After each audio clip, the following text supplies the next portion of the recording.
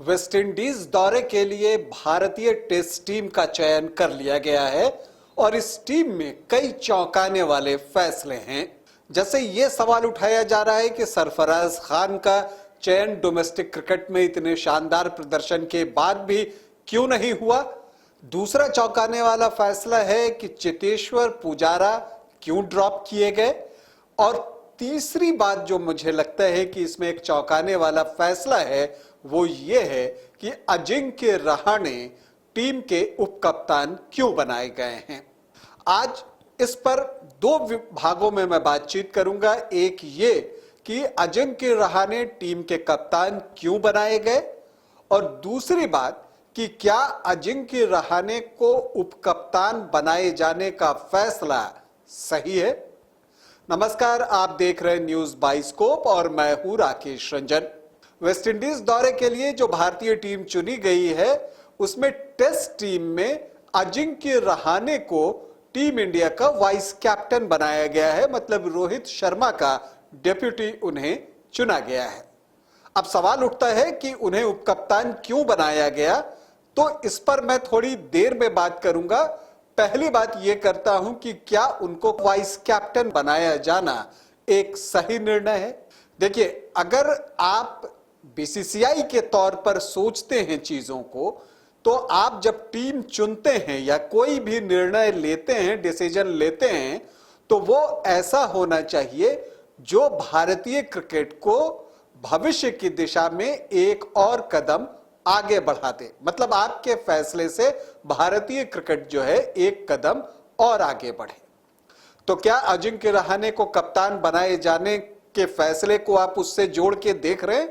क्या अजिंक्य रहाणे को उप कप्तान बनाए जाने से भारतीय क्रिकेट एक कदम और आगे बढ़ा है, या ये विपरीत दिशा में बैकवर्ड डायरेक्शन में लिया गया एक फैसला है?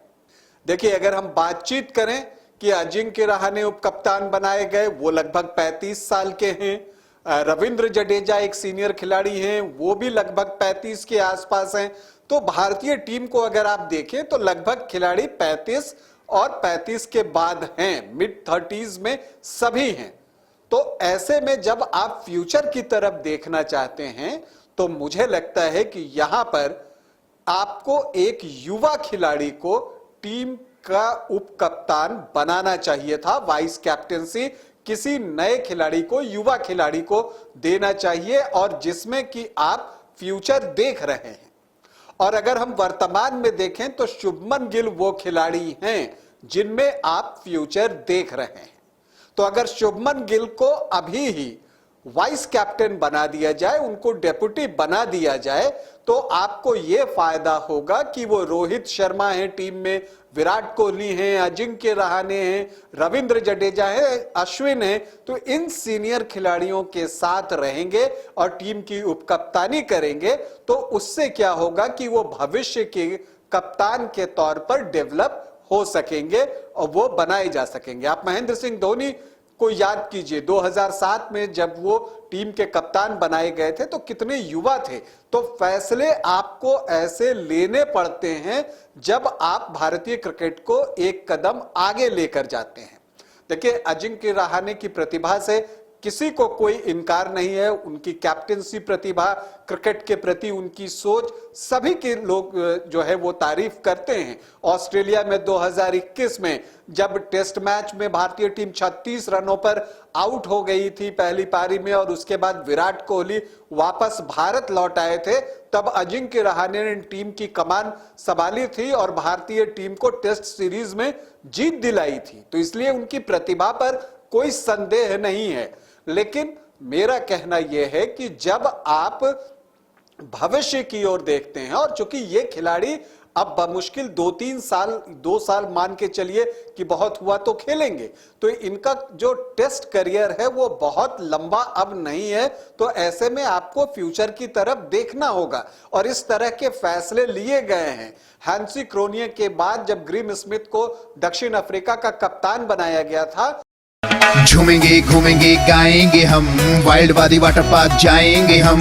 झूमेंगे घूमेंगे गाएंगे हम, वाइल्ड वाली वाटर पार्क जाएंगे हम। वाटर पार्क में फुल ऑन फन करेंगे, फैमिली संग वाइल्ड वादी चलेंगे। वाइल्ड वादी एंड अम्यूजमेंट वाटर पार्क एक नए अवतार में, तो तैयार हो जाइए वाइल्ड वादी में अनलिमिटेड मस्ती के लिए। यहाँ लॉकर और कॉस्ट्यूम का कोई चार्ज नहीं, साथ ही 33 फीट की हाइट से मल्टी लेन और बर्ड पार्क का भी ले फुल मजा। वाइल्ड वादी अम्यूजमेंट वाटर पार्क, हजाम, रांची। तो वो निर्णय जो है वो कितना फलदायी साबित हुआ था। तो इस तरह के फैसले लेने पड़ते हैं। धोनी खुद एक उदाहरण है कि युवा थे तभी टीम के कप्तान बनाए गए और उसके बाद बाकी तो इतिहास है। तो ये एक सही समय था कि आप कप्तान न बनाते, लेकिन कम से कम उप कप्तान तो बना सकते थे।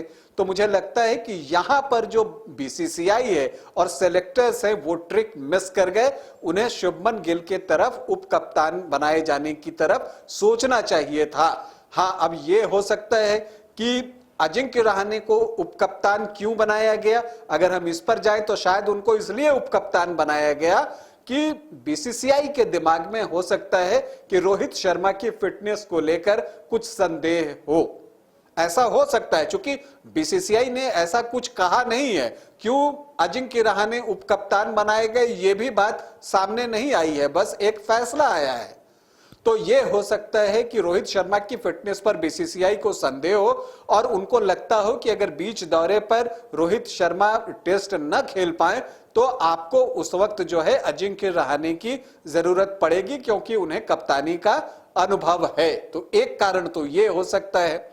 दूसरी वजह अगर हम बात करें तो वो वही है कि उनका जो प्रीवियस रिकॉर्ड है अजिंक्य रहाणे का, वो जो है उनके साथ काम कर रहा है। और जो मैंने ऑस्ट्रेलिया दौरे की आपसे बातचीत की कि वहां पर उन्होंने विराट कोहली के बगैर जो है भारतीय टीम को टेस्ट सीरीज जिताई थी एक कप्तान के तौर पर, तो इस वजह से भी उन्हें उपकप्तान बनाया गया हो। लेकिन इन दोनों ही स्थितियों में ऐसा लगता है कि बीसीसीआई को लग रहा हो जैसे रोहित शर्मा जो है शायद अनुपस्थित हो जाएं और उसकी जगह पे अजिंक्य रहाणे को कप्तानी करने की जिम्मेदारी संभालनी पड़ सकती है। तो एक डाउट तो मन में कहीं है जरूर। नहीं तो जब आपको उपकप्तान बनाना है तो एक युवा खिलाड़ी को बनाया जा सकता था, शुभमन गिल को बनाया जा सकता था। रोहित शर्मा तो रहेंगे ही कप्तानी करने के लिए, तो वो सीख सकते थे। लेकिन ऐसा फैसला लिया गया। तो मुझे लगता है कि अजिंक्य रहाणे की जगह पर किसी युवा खिलाड़ी को अगर टीम की उपकप्तानी दी जाती तो बेहतर होता। अभी आपसे अनुमति चाहूंगा। वेलकम टू चाचा मामा दंगल। हास्य अदाकार संजय मिश्रा से गुजारिश है कि वह अखाड़े में कूदे और फुलटूस को ट्रॉफी से नवाजे। लगता है समाधि ले ली। अरे बुला रहे हैं। अरे बोल रहे हैं कि बुला लो। टॉप टेक सीमेंट, जो जोड़े तो छोड़े नहीं, मजबूती ही हमारी पहचान।